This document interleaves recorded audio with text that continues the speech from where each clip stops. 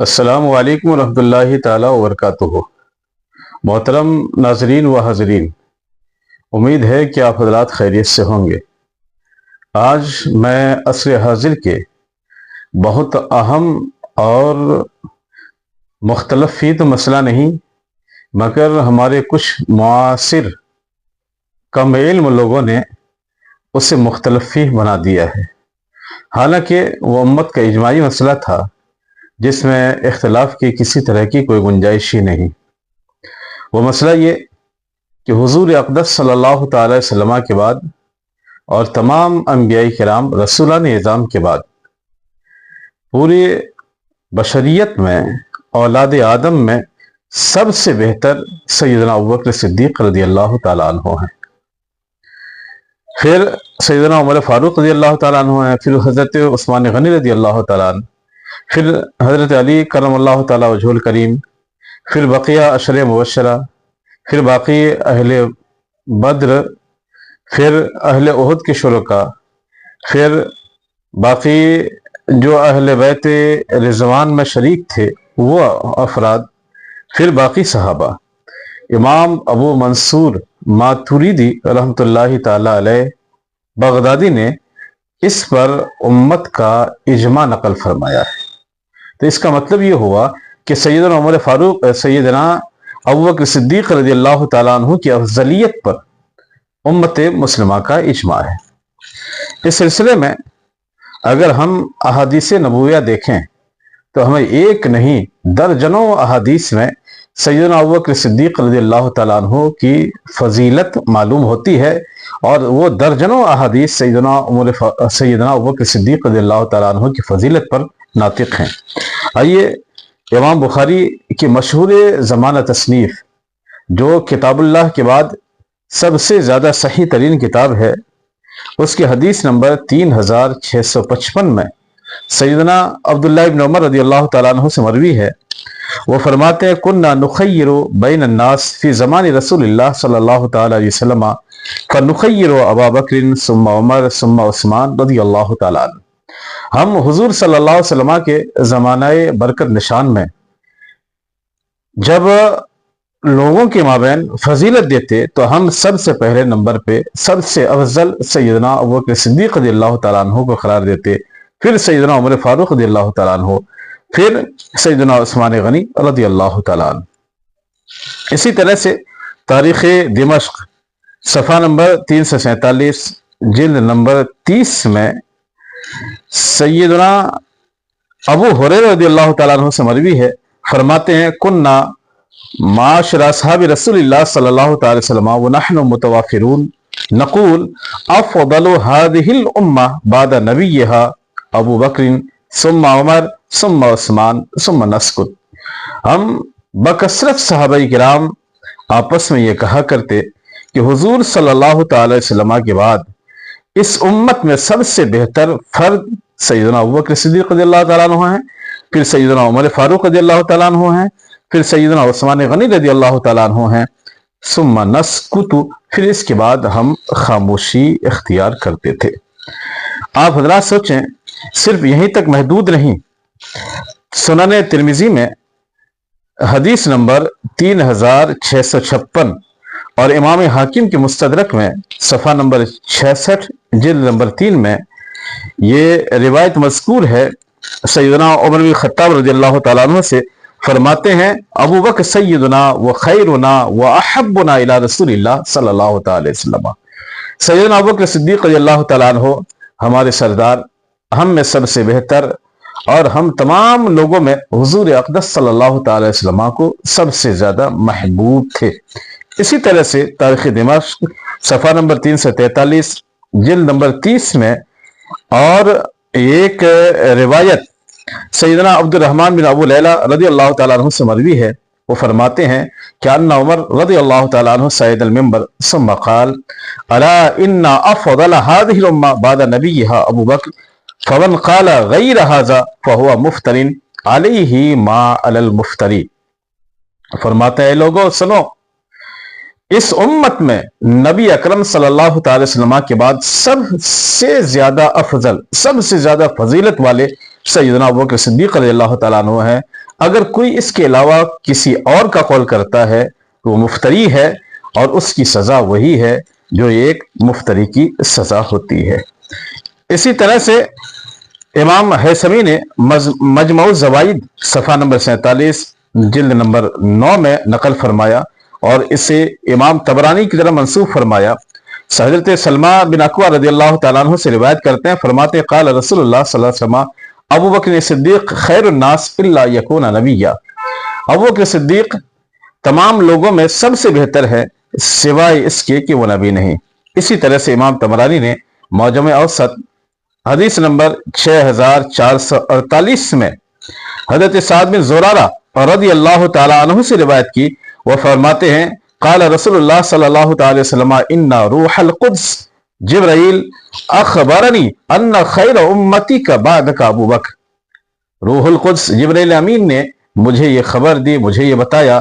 کہ آپ کی امت میں آپ کے بعد سب سے بہتر شخصیت کا نام وہ ابو بکر صدیق اور رضی اللہ تعالیٰ عنہ ہے۔ اسی طرح سے امام طبرانی ہی کی المعجم الاوسط صفحہ نمبر 832 میں سیدنا عمار بن یاسر رضی اللہ تعالیٰ عنہ سے مروی ہے، وہ فرماتے ہیں من فضل علی ابی بکر و عمر احد من اصحاب رسول اللہ صلی اللہ علیہ وسلم فقد ازرا علی المہاجرین والانصار، کہ جس کسی نے بھی سیدنا ابوبکر صدیق اور سیدنا عمر فاروق رضی اللہ تعالیٰ عنہما پر صحابہ کرام میں سے کسی اور کو فضیلت دی تو انہوں نے تمام مہاجرین اور انصار کرام پر تہمت لگائی۔ اسی طرح سے امام ابن سعد کی طبقات کبریٰ صفحہ نمبر 159 جلد نمبر 3 میں یہ روایت مذکور ہے، سیدنا زہری رضی اللہ تعالیٰ عنہ سے فرماتے ہیں قال رسول اللہ صلی اللہ علیہ وسلم حسان بن ثابت، حضور صلی اللہ علیہ وسلم نے حضرت حسان بن ثابت رضی اللہ تعالیٰ عنہ سے ارشاد فرمایا حل قلت فی ابی بکر شیئا، کیا تو نے ابو بکر کی شان میں بھی کچھ اشعار کہے ہیں؟ قال نام، انہوں نے بارگاہ رسالت مآب میں عرض کی نام ہاں، تو حضور صلی اللہ علیہ وسلم نے ارشاد فرمایا قل وانا اسمع، پڑھو میں سننا چاہتا ہوں۔ تو حضرت حسان بن ثابت رضی اللہ تعالیٰ عنہ نے یہ اشعار پڑھے وثانی اثنین فی الغار المنیف وقد طاف العدو به اذ صعد الجبل وكان حب رسول اللہ صلی اللہ علیہ وسلم قد علم من البریہ لم یعدل به رجلا، فرماتے ہیں وہ غار منیف میں دو میں کے دوسرے تھے کہ جب وہ پہاڑ پہ چڑھے تھے اور دشمنوں نے آپ کی گھیرا بندی کر لی تھی، وہ حضور صلی اللہ علیہ وسلم کے محبوب تھے، لوگوں کو یہ معلوم ہے، اور مخلوق میں کوئی بھی شخص سیدنا ابو بکر صدیق رضی اللہ تعالیٰ عنہ کے ہمسر نہیں، ان کے برابر نہیں ہیں۔ روایت میں ہے حضور صلی اللہ علیہ وسلم نے جب یہ اشعار سنے، فرماتے ہیں فضحک رسول اللہ صلی اللہ علیہ وسلم حتی بدت نواجذہ، کہ حضور صلی اللہ علیہ وسلم مسکرانے لگے یہاں تک کہ آپ کے نوکیلے دانت ظاہر ہو گئے۔ پھر آپ نے ارشاد فرمایا صدقت یا حسان ہوا کما قلتا، اے حسان تم نے سچ بات کہی ہے، وہ ایسے ہی ہیں جیسا کہ تم نے کہا۔ وہ ایسے ہی ہیں کیا کہ لم یعدل بہ رجلا من البریہ، مخلوق میں سے، اولاد آدم میں سے، پورے بشریت میں سے، انبیاء کرام رسولان اعظام کے بعد کوئی بھی شخص ان کے برابر نہیں، ان کے ہمسر نہیں۔ اگر ہم اسی طرح سے اور بھی روایتیں دیکھیں تو امام بخاری ہی نے صحیح البخاری اور حدیث نمبر 3671 میں حضرت علی رضی اللہ تعالیٰ عنہ سے روایت نقل کی، فرماتے ہیں خیر هذه الامہ بعد نبیہا ابو بکر و عمر، اللہ کے نبی صلی اللہ علیہ وسلم کے بعد اس امت میں سب سے بہتر سیدنا ابو بکر صدیق رضی اللہ تعالیٰ عنہ اور سیدنا عمر فاروق رضی اللہ تعالیٰ عنہ ہیں۔ امام ذہبی نے تاریخ اسلام میں اس روایت کو نقل کرنے کے بعد یہ ارشاد فرمایا ھذا متواتر عن علی رضی اللہ تعالیٰ عنہ، یہ حضرت علی رضی اللہ تعالیٰ عنہ سے بطریق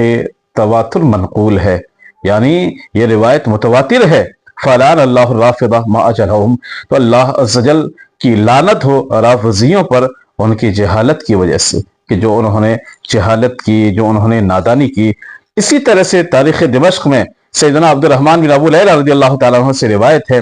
وہ فرماتے قال علی لا یفضلنی احد علی ابی بکر و عمر इल्ला जलदतुहु हद्दल मुफ्तरी,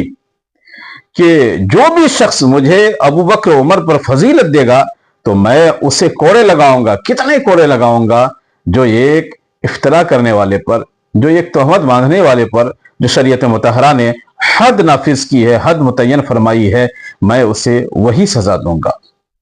आपको मालूम है कि मुफ्तरी की सजा क्या है? 80 कोड़े। तो सैयदना अली मुर्तजा रज़ी अल्लाह तआला अन्हु ये इरशाद फरमाते हैं कि ऐ लोगों, कोई भी शख्स मुझे अबू बकर उमर पर फजीलत न दे, अगर कोई फजीलत देगा तो मैं उन्हें मुफ्तरी की हद नाफिज करूंगा उसके ऊपर, यानी 80 कोड़े लगाऊंगा। मेरे अजीजों, गौर करने वाली बात यह है कि आप किसी और की रिवायत हो सकता है कि माने या न माने, हालांकि जितनी रिवायतें बयान की गई, अहादीस नबवी आप हजरात के सामने पेश की गई, उनमें से हर एक काबिल तस्लीम ही नहीं बल्कि वाजिब तस्लीम है, उनका मानना जरूरी है। लेकिन इसके बावजूद वो अफराद जो हजरत अली मुर्तजा रज़ियल्लाहु तआला अन्हु की मोहब्बत में और उनकी यूं कह लीजिए बेजा मोहब्बत में सैयदना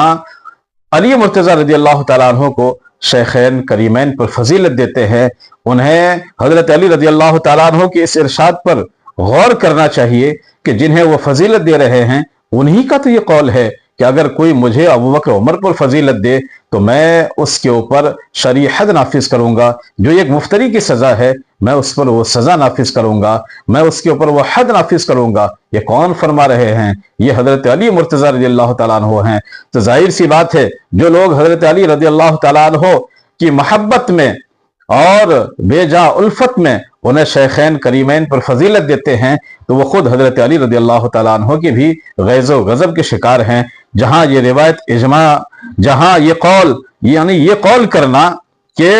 वो शेखैन से फजीलत रखते हैं, शेखैन से अफजल हैं, जहां ये इजमा के खिलाफ है, वहीं पे हजरत अली रज़ियल्लाहु तआला अन्हु की तहदीद से उन्हें डरना चाहिए कि वो क्या इरशाद फरमा रहे हैं। सामिन किराम, मैं इस रिवायत के साथ ये अपने इस क्लिप का इख्तिताम कर रहा हूँ कि हुजूर अकरम सल्लल्लाहु अलैहि वसल्लम ने एक मौके पर इरशाद फरमाया जो हजरत अबू दरदा रज़ियल्लाहु तआला अन्हु से मरवी है, और इस रिवायत को दूसरे अल्फाज के साथ इमाम तबरानी ने भी रिवायत की है, और इसके कुछ शवाहिद भी मौजूद हैं कि अल्लाह के नबी सल्लल्लाहु अलैहि वसल्लम ने इरशाद फरमाया, मा तलअत अश-शम्स वला गरबत अला अहदिन अफदल मिन अबी बकर इल्ला यकून नबिय्या, के सूरज न तो किसी ऐसे शख्स पर गुरूब हुआ और न ही तुलू हुआ कि जो अबू बकर सिद्दीक रज़ियल्लाहु तआला अन्हु से अफजल हो, सिवाय इसके कि वो नबी नहीं है। अल्लाह अज़्ज़ा वजल हम सबों को अक्ल सलीम अता फरमाए और हम सबों को कुरान व अहदीस और जो असलाफ किराम हैं उनके नजरियात पर कायम रखने की तौफीक अता फरमाए, और जो इजमा है उस इजमा से हरगिज रूगर्दानी हम न करें, बल्कि रब करीम की बारगाह में ये दुआ करें कि अल्लाह अज़्ज़ा वजल हम सबों को सवाद आज़म पर कायम रहने की तौफीक अता फरमाए। व आखिर दावाना अल्हम्दुलिल्लाहि रब्बिल आलमीन। अस्सलामु अलैकुम व रहमतुल्लाहि तआला व बरकातुहू।